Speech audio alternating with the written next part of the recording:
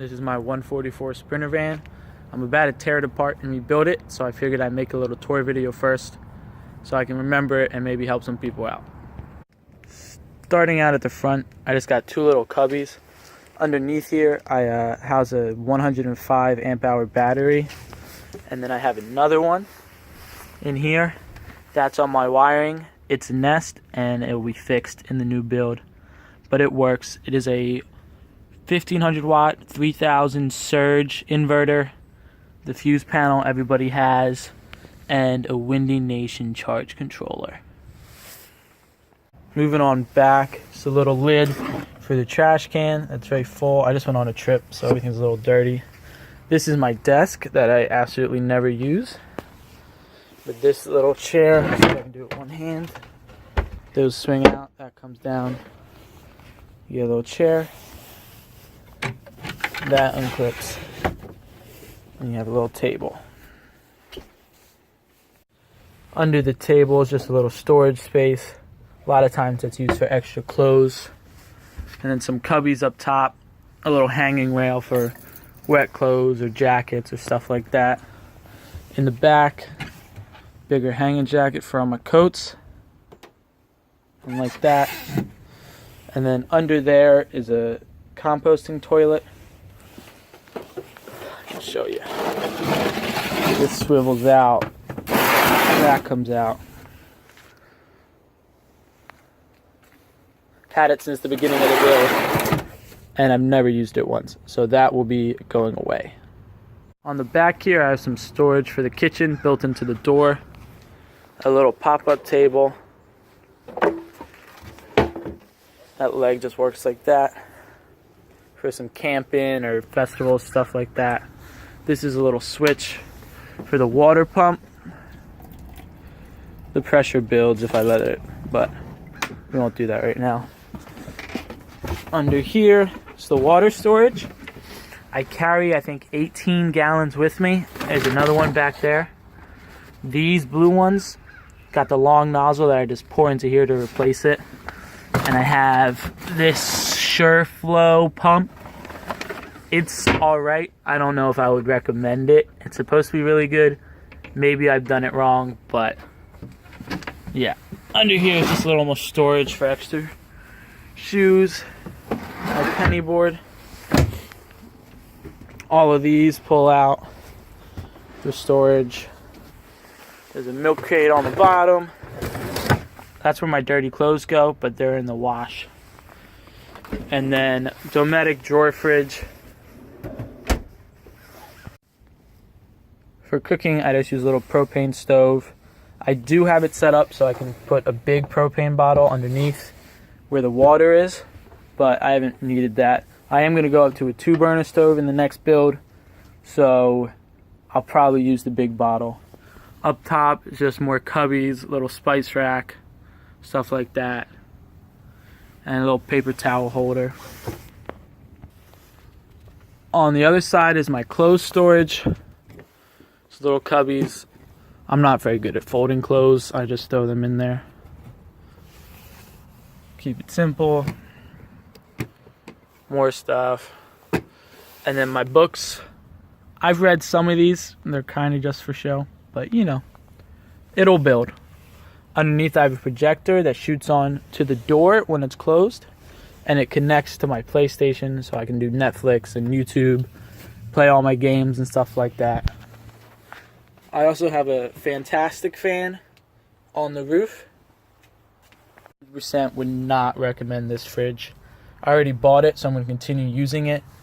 But I don't eat meat, so I don't really need to keep stuff refrigerated. And the amount of energy it draws, it takes a complete solar panel. I have 200 watts, and it takes one of those just to run this fridge. And it shuts on and off, and it's a drawer fridge, so the cold air sits in there, but it's still...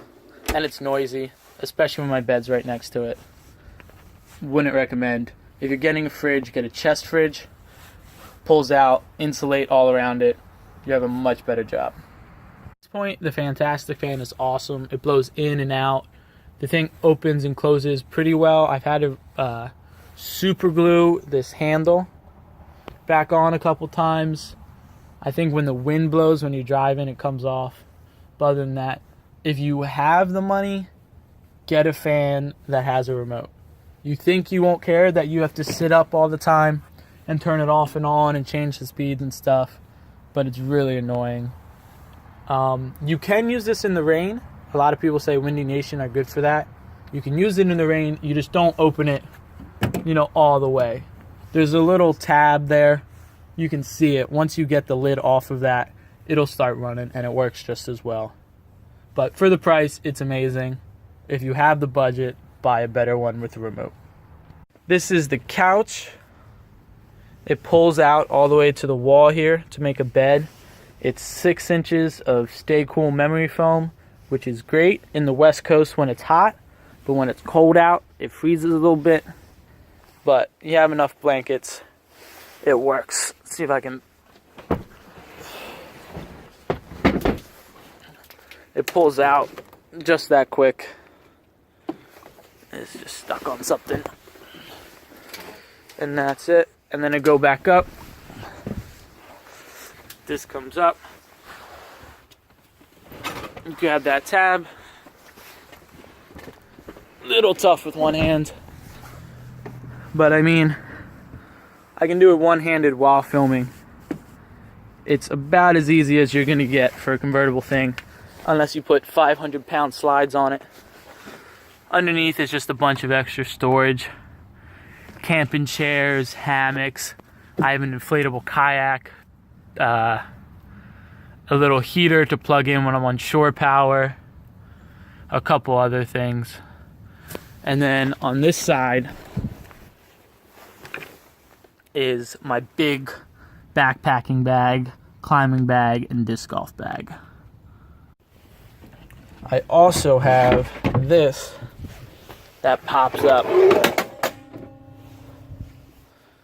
And that's nice because when one person wakes up and makes breakfast, when the bed is out, someone can sit there, and then someone can use the chair, and you have a nice little breakfast nook. And really with these and there, and you're right next to here, there's plenty of space. We never have a problem eating on it. It's nice and simple, pops up and down. Last couple things, just a little shelf up there. It's curved, I don't know if you can tell. I have these wires. I have some behind the wall and some outside the wall. I was gonna put these behind, but when you're working on it, it's way easier to just have wires out. In the new build, there's gonna be cabinetry in front of it, and I'll corrugate it and make it secure and look nicer, but it does what it needs to.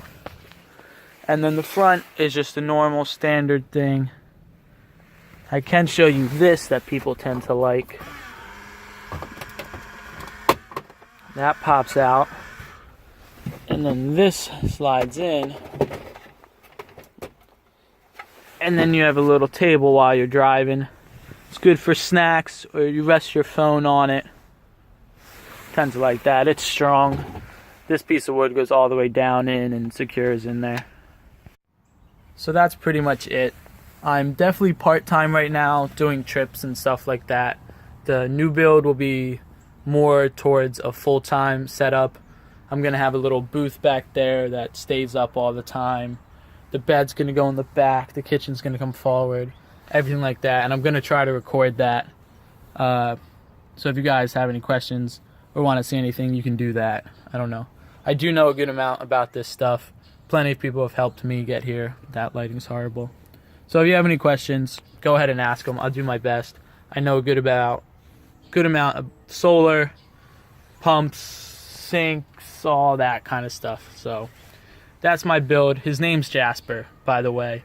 I don't know if I said this. He's a 144-inch wheelbase. I like it small because it fits everywhere and it's really easy to drive. I can fit in a normal parking space, which is really nice.